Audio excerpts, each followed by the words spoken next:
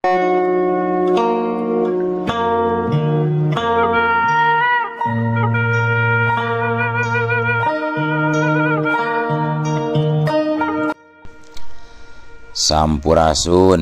wadia balad pecinta dongeng ATE official di mana wae ayana.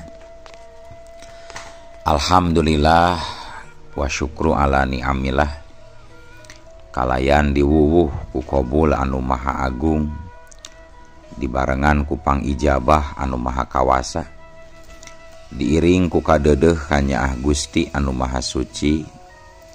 Urang ayeuna dugi kadangat ayeuna urang sadayana masih keneh tiasa ditepang dangukeun deui dina acara anu matuh kamemet urang sadayana nyatana dina pagelaran dongeng Sunda jejer carita Iblis Jatuh Rawaronte jilid kadua ayeuna bagian anu ka 35 nanya pamiarsa.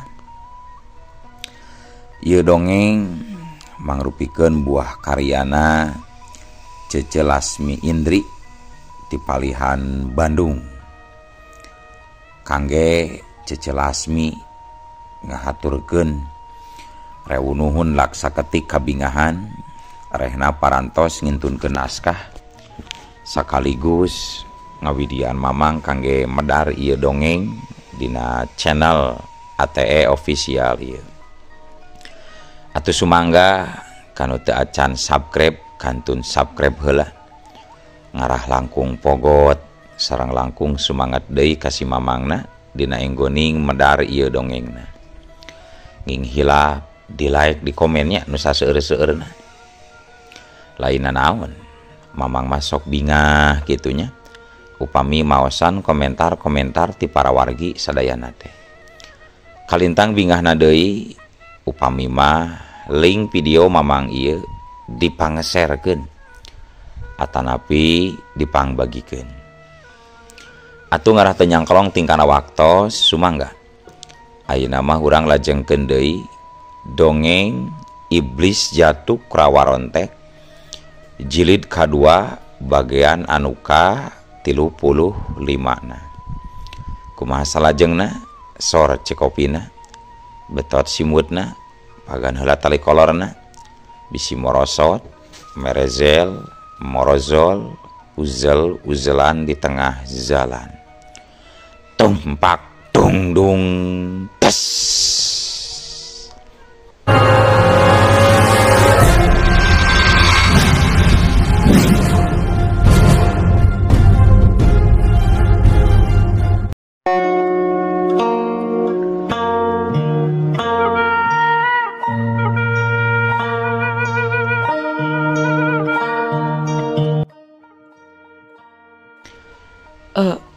Ari Nagri Suwarna Duwipate di palih mana ayana Ki Sepuh?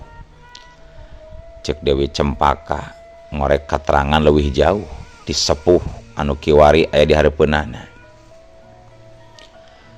Ari Nagri Suwarna Duwipate nya Nusantara anu kurang dicicingan kiwari nyai. Eta Nusantara awal nama ngaranna Suwarna Dwipa. Tuluy sabaraha kurun diganti jadi Atalan. Tina Atalan sabaraha kurun diganti jadi Hindi. Tina Hindi sabaraha kurun diganti deui jadi Nusantara. Teuing kaditu nama teuing bakal diganti teuing moal ngaranna teh nyai. Hah? Baru? Nya kitu. Ayeuna balik deui kana soal nu tadi. Sabenerna prusangkara aksara nirwana teh lain asli ti Suwarna Dwipa.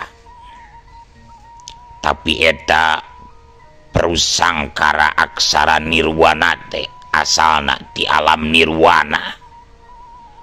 Alam nirwana? Ke Ari alam nirwana teh sapertos alam kahyangan sanes Ki Sepuh. Nya nini oge asa kungsi ngadangu Ki Sepuh. Ari alam nirwana teh seperti kahyangan eta teh. Si Nini suketing ngilu tumanya. Nya beda atuh Nini. Alam kahyangan mah ayana di langit. Disebutna oge alam malakut. Ari alam nirwana mah alam behdituna nyaeta alam swarga. Jadi leuwih jelasna bahasa prusangkara teh bahasa sawarga asal wiwitan manusia. Aya nu ngabejakeun bahasa sawarga teh bahasa Arab jazirah cenah eta teh. Sabenerna mah cek pandangan kula lain. Sabab bahasa eta mah bahasa cabang. Prusangkara dikembangkeun jadi aksara Sangsakerta. Aksara Sangsakerta dikembangkeun jadi Palawa, jadi Armaik, dikembangkeun deui jadi Hijaiyah di Jazirah, dikembangkeun deui jadi huruf Laten jeung sajabana deui.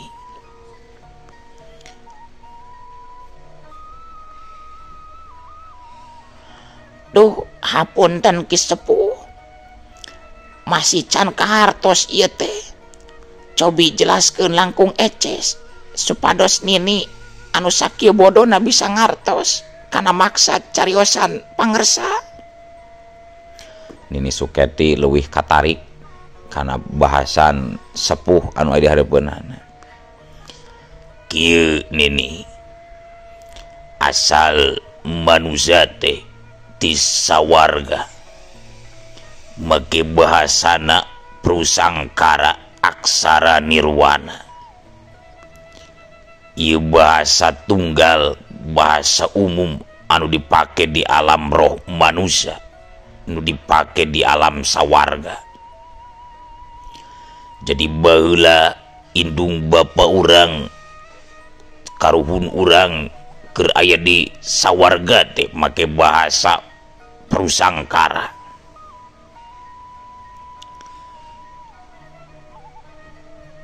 Laju eta bahasa prusangkara dipake di alam malakut, dipake oge di alam sanggeus urang maut.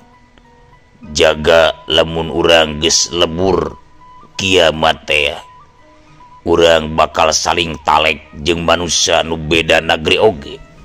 Moal mungkin make bahasa Sunda da moal pada ngalartieun. Di padang masar teh bakal make bahasa roh eta, bahasa tunggal wiwitan nyaeta bahasa prusangkara Nini. Teras ari asalna manusia lungsurna ka dunia teh saha? Nya manusia pangheulana anu lungsur ti sawarga ka dunia. Jalma mimiti anu nincak ieu bumi eueuh deui ngaranna nyaeta Maha Guru Ratu Agung Watu Gunung Manik Maya Sang Hyang Hadama. Lamun cek urang Jazirah mah disebutna Adam Nini. Duh, asa beki lieur pangersa. Cek Dewi Campaka. Nya Nini oge lieur ndoro Nimas. Pasti lieur. Da kitu ngaranna sajarah mah bisa dirobah-robah sairing waktu jeung saha nu ngabejakeunana. Mun anu ngabejakeunna urang Jazirah nya pasti cenah asal peradaban teh ti Jazirah. Mun nu nyaritakeun nya urang Tiongkok ngabejakeun asal peradaban teh ti Tiongkok. Nya kitu oge nu ngabejakeunna urang India nyangaku asal peradaban teh ti India. Jadi kitu geuning Ki Sepuh.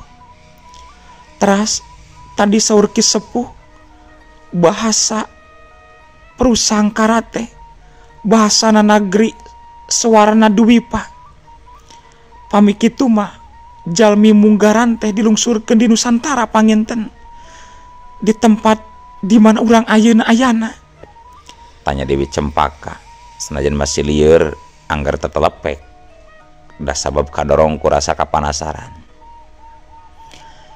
Nya sabenerna mah nya Sang Hyang Hadama lamun cek urang jajirah Adam teh eta teh dilungsurkeunana di Nusantara. Nilik dina katerangan anu disaurkeun ku Leluhur Agung Muhammad di Jajira. Najala Adama pihingdi wa huwa pi sorondip. Ta eta teh pihartieunana. Najala Adama pihindi teh geus diturunkeun Adam di negeri Hind, leuwih tepatna di Sarandip. Kanyahokeun ku hidup Hind teh negeri Hindi atawa Hindia. Sarandip teh Sawarna Dwipa atawa Nusantara. Kitu tanyai Nini.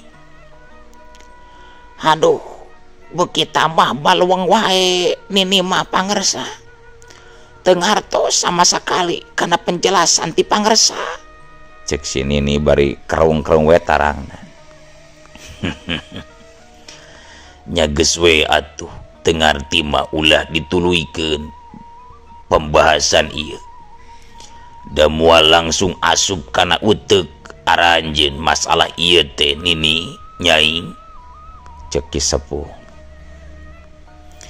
Salaresna abdi mah hoyong ngagali langkung jero soal bahasan teras anu kaungger dina seratan ieu. Naon deui tah Ki Sepuh? Ieu seratan-seratan anu aya dina ding-ding guha ieu teh.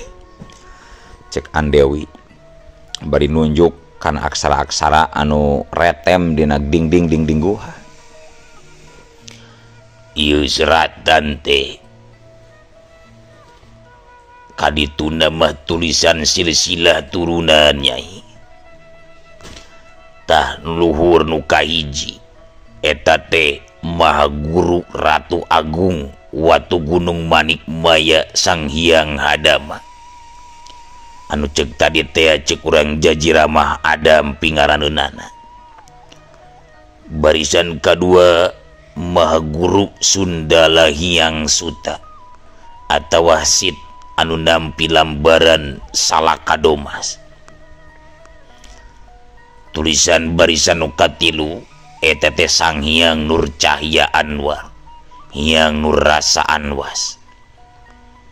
Barisan kaopat Maha Guru Prabu Agung Kusuma Anjar Padangi atawa Idris cek Jajirana, jalmi anu ngajarkeun sagala ilmu. Idris ngaderes atawa diajar anjeunna oge nu ngawangun di Gunung Padang. Barisan nu kalima eta teh hartina Maha Guru Rasipuhun Galuh Hyang Agung. Katelah jalmi nu kantos angkleng-angklengan waktos banjir bandang salam dunia, puhun mun dibalik jadi Nuh. Baris kagenep hartina Maha Guru Ratu Galuh Purwa. Baris katujuh Maha Guru Rasi Kuncung Putih atawa Ibrahim. Baris kadalapan Maha Guru Nursari Samarang Sang Hyang Ismaya atawa Khidir. Baris kasalapan Maha Guru Raja Diraja Sri Haji Diwa Zulkarnain, pangawasa Romawi Persia. nu ka-10 Maha Guru Sang Lumah Prabu Purbakawasa nu katelah Daud lamun ceuk basa kulona David. Baris ka-11 Maha Guru Raden Purbakawasa nu katelahna dijajirah mah Sulaiman lamun di kulon mah Solomon. Oh, eta eusi seratan teh nami-nami silsilah. Cek Dewi Cempaka unggut-unggutan bari anggar baluang. Nya kitu pisan. Eta merek percaya henteu ge kajin kumaha masing-masing we. Rumaos, abdi masih baluang pangersa.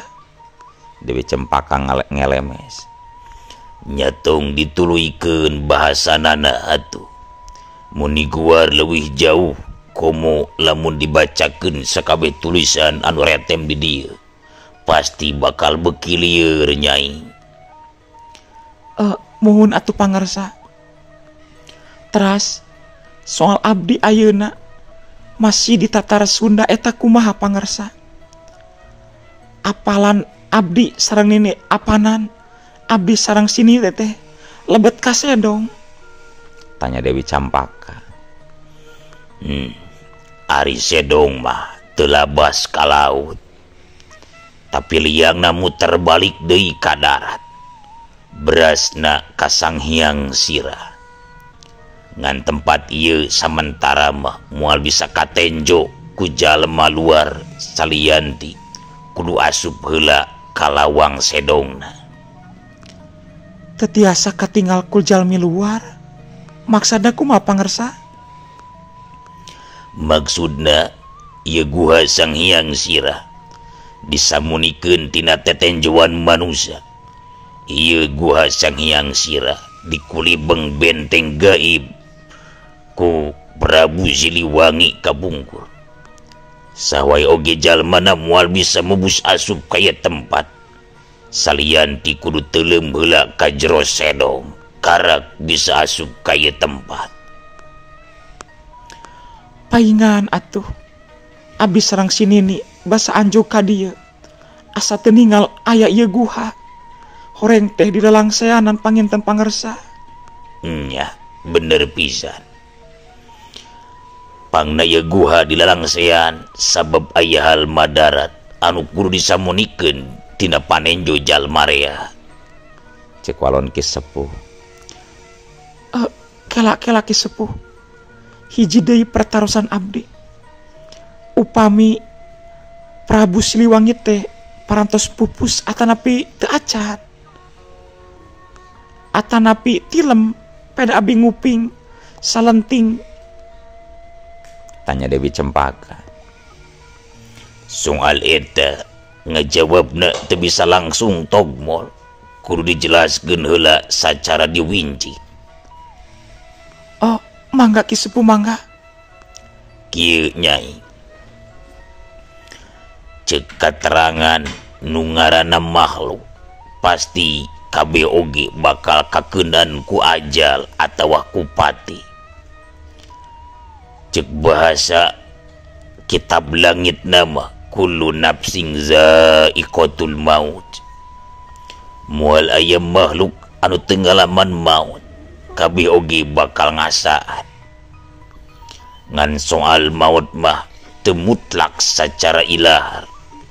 Bisa iraha jeung bisa di mana wae. Maut bisa datang keur manusia di kandungan kene. Maut oge bisa datang nalika umur 60 tahunan.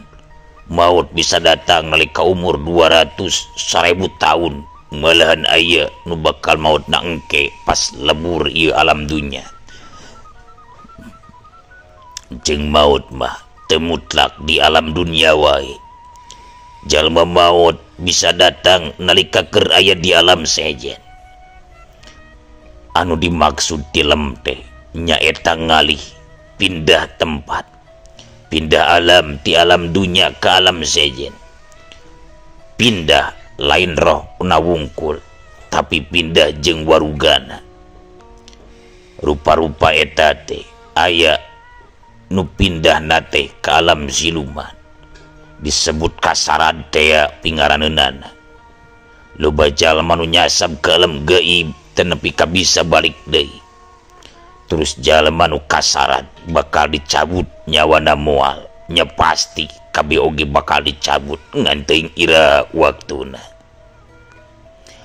terus aya nu tilemna teh ke alam kamakrifatan aya deui nu tilemna teh ka langit alam kahiyangan ngahiang disebutna aya deui nu tilemna teh ka alam nirwana nyaeta kasawarga jigna memang hal ieu teu kaharti ku pikir teu kaontal ku akal tapi da geus jelas buktina aya geuning anu tilem ka alam nirwana kasawarga teh seperti Nabi Idris Nabi Isa putra Maryam anjeunna pan ngahiang diangkat ka langit jeung teu aya kuburanana apanan di alam dunia mah teras Ki Ajar Padang anu cek lakob Arab mah disebut Nabi Idris pan sami eta oge ngahiang malah langsung ke alam nirwana aya eta oge jalma nyarita kieu Nabi Muhammad ge maot tengah hiang cek saha baginda Nabi teu kantos ngahiang baginda Nabi ngahiang sareng warugana sanes ka alam kahiyangan atawa ka alam nirwana deui tapi anjeunna nepi ka puncak tungtung alam semesta ieu ka aras ngaranna ngan baginda Nabi mah ngahiangna teu lami ukur sawengeun nili kitu tilemna jalma bisa pindah ke alam mana wae tergantung dipindahkeun ka mana ku Gustina jadi soal teu ayana Prabu Sliwangi eta lain arti maot tapi cek pandangan kaula teu ayana Siliwangi eta teh tilem tapi duka tilem ka mana tapi tilem namanya kumaha nini jeung nyai we anu mercayana rek percaya rek kenteu anu penting ulah jadi matak bibit pipa sayaeun baheura seuras genggerong cek urang Karawang nama kitunya muhun atuh upami kitu mah pangersa tah ayeuna abdi bade naroskeun hal inti tujuan abdi ka pangersa abdi bade naroskeun soal buhun sakera nah di mana ayana eta buhun sakera teh di mana dipendemna pangersa di leuweung harendong nyai cek eta sepuh ngajawabna kontan di leuweung harendong Dewi Campaka kerung halisna bari silih tetep jeung Nini Suketi nya di leuweung harendong hidup tinggal kaluar we ti ieu guha teras leumpang kabeh wetan kurang leuwih jarakna kana saukuran saparsa hidup bakal nepi ka eta leuweung harendong oh janten abdi teh ayeuna kedah nuju ka wetan upami hoyong ka patilasan buhun sakera nya bisi rek pura giru ka ditu ayeuna jigwe peung-peung beurang kene muhun hapunten sateu acana pangersa beli abdi duaan ngawagel waktos salira rupina mah ayeuna abdi bade teras ngabujeng ka leuweung harendong nya jug leuwih gancang leuwih hade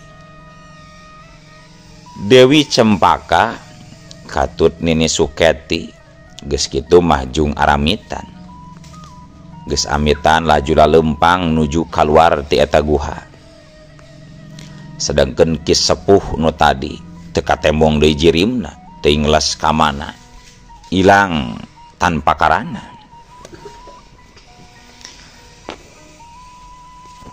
tepi di lawang guha Dewi Cempaka jeung si Nini ngajaranteng heula sakedeung merhatikeun sakurling bungking eta patempatan kayaanana memang aya perbedaan basa samemeh asup kana sedong jeung acan. Nyaan basa samemeh asup sedong mah urang asa teu manggihan ieu tempat. Tapi nalika urang kaluar ti sedong ieu tempat teh apaan kaliwatan tadi ku urang nyanini samemeh urang teuleum ka sagara. Cek Dewi Campaka. Nya Nyimas, pancenah tadi cek jalma kolot tadi ieu tempat teh geus dilalangseanan pagar gaib ku Prabu Siliwangi. Jalma luar mah moal bisa asup kajaba ngaliwatan heula lawang sedong. Cek sini nih jadi tong boro bisa asup ka eta tempat dala ditenjo oge teu bisa. Buah ditempo ku panon lahir atawa dipeleng jeung diimpleng saperti anu dilakukan ku Ki Jalasetra. Pan tetep eta tempat teh teu bisa katembus. Padahal kurang kumaha ilmu panemu jampe pamake atawa linuhungna ilmu Ki Jalasetra. Hayu Nyimas, urang buru-buru ngabujeng ka leuweung Harendo. Cek sini nih. Hayu Nini. Bral, duanana laju arindit ninggalkeun guha. Arahna nuju ke arah wetankeun saluyu jeung anu dituduhkeun ku Kisepuh tadi. Duanana nyusur jalan satapak sisi kenca katuhu anu rembet ku kakayon. Meunang sabaraha jauh duanana mimiti asup ka leuweung Harendong. Kayanana rada poek, tetenjoan kahalangan ku papedut hideung. Aya hawa tiis anu nyelecep jeung aya hawa aneh nu karasa ting sariak kana kulit. Beuki lila beuki nyusur ka jero, kayaan beuki matak pika keungeun. Sapanjang jalan duanana teu weleh ngusapan punduk anu pating puringkak. Sakapeung rutret ka sisi kagigir. Sababaraha rasaan teh anu merhatikeun ti kajauhan asa aya nu ngukuntit. Kakarak ayeuna Dewi Cempaka jeung Nini Suketi ngarasakeun kakeueung anu luar biasa. Padahal maranehna salila mang taun-taun cicing ngarenggenek di Gunung Tidar anu katelah sanget. Tapi teu ngarasaan keung seperti gitu. Liwat dua tanjakan reg harita duanana ngaradak ngarandeg ngeureunkeun lengkahna. Panona museur mencrong ka hiji tempat anu aya 20 depa di hareupeunana. Di mana didinya kasampak aya hiji jalma. Eta jalma keur andekak sila luhureun batu demprak. Posisina sidakep sinuku tunggal. Dedeganana lalaki ngora. Parupaanana kasep ngalempereng koneng. Disatukangeun eta lalaki anu keur sila katempo. Aya sagulung halimun hideung kiled nebarkeun bau hangru ka cida pengarna. Ditambah bari ngaluarkeun sora seah mata kukurayeun. Seor. Seor. Lamun teh mah anu kadinyanaan Dewi nilam kinasih atawa langlang jagat bajing sudraji. Jigana barang gok ge nepi kadinya moal burung ti buburanjat. Sabab jalma anu keur diuk sila sinuku tunggal luhureun batu nemprak teh sing horeng den jaka anu geus disangka geus tilar dunya ku nilam kinasih jeung ku nu sejena. Nalika duanana Dewi Campaka jeung Suketi keur anteng nempokeun den jaka anu keur sinuku tunggal. Angin beuki kadenge nyeor leuwih tarik. Seor. Seor. Seor. Keur kitu na atuh. Ari ujug-ujug. Uluh. Waktosna kabujeng seep wadia balad dongeng ATE official keun atunya ya dongeng teh orang cekapkeun we heula dugi ka dieu insyaallah enjing pageto waris dilajengkeun deui atuh kukitu kukieuna mamang sajamit mungkur amit mundur di payunan para wargi sadayana hayu assalamualaikum warahmatullahi wabarakatuh.